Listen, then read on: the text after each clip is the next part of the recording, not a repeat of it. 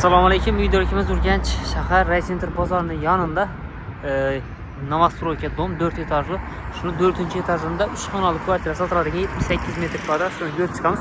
Keyin mebel ekan o'zi yan başımız Ray Center mebel bozorining yan başı. Yanımız Ray Center bozor.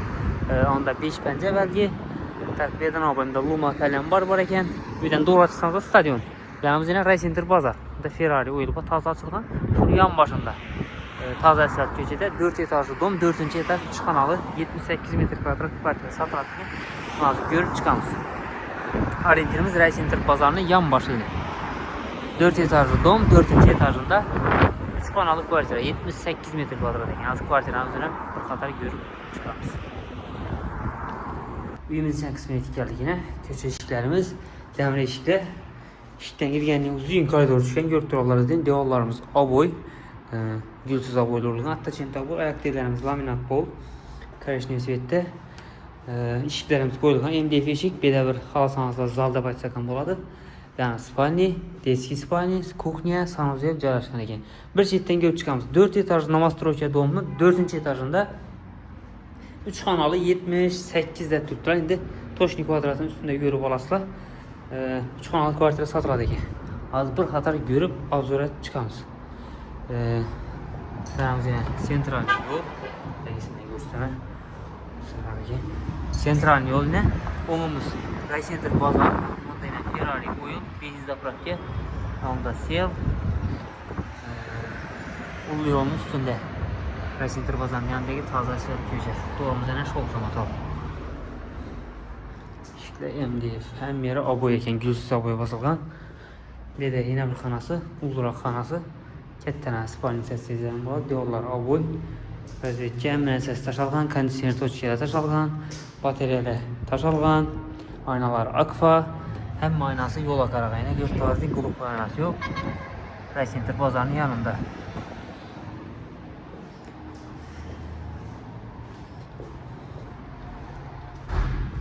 Buna yerde deski xonasini. Deski spalni. Şenkerişte salıngan doğumuz. Pol üstü. Karakterler laminat görüp turiblaringiz deydi. Karıştırıp hoşlar laminatla basılgan. Berine köçe. Sentralni yol üstü. Center bozorunun yana ekan. Fotoğraflar natijni oyatashmasam. Gipsa karton mu? Bir kuchnya. Aristollar koyulgan, fartuklar urup turibdi, gaz cho'chkichlar koyulgan, stennikat yo'llar koyulgan. Stabilizator, reduktor, nasozlar bor ekan. Kamiz-kumislar taxlab beriladi, mayda-chuyda ishlar bor, bir de ishning koronasi bulashga alnalishlar tushgan ekan, qo'yib beriladi ekan. Kamizlari qandayna ochiq balkon. Ko'rib turiblaringiz.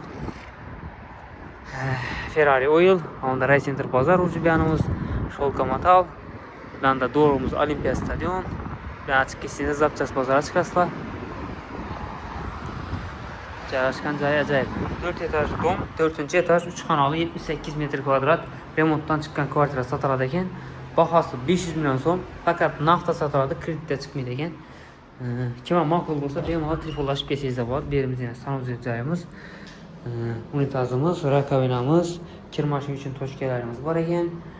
Dush обязательно $4 tayyor. Remontdan chiqib doğru alıp döşep yaşayıversizlar. Bahasını aytib o'tdik 500 milyon so'm. Telefon nomerini aytib o'tamiz 99'lik 946 76 66.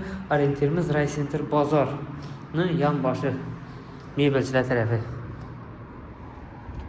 Esa videoning yakunlaymiz. Sog' salomat bo'lsa, yaqqan bo'lsa like bosib, videoni joyga kirib turgan tanishlaringizga tashakkur qilsangiz bo'ladi.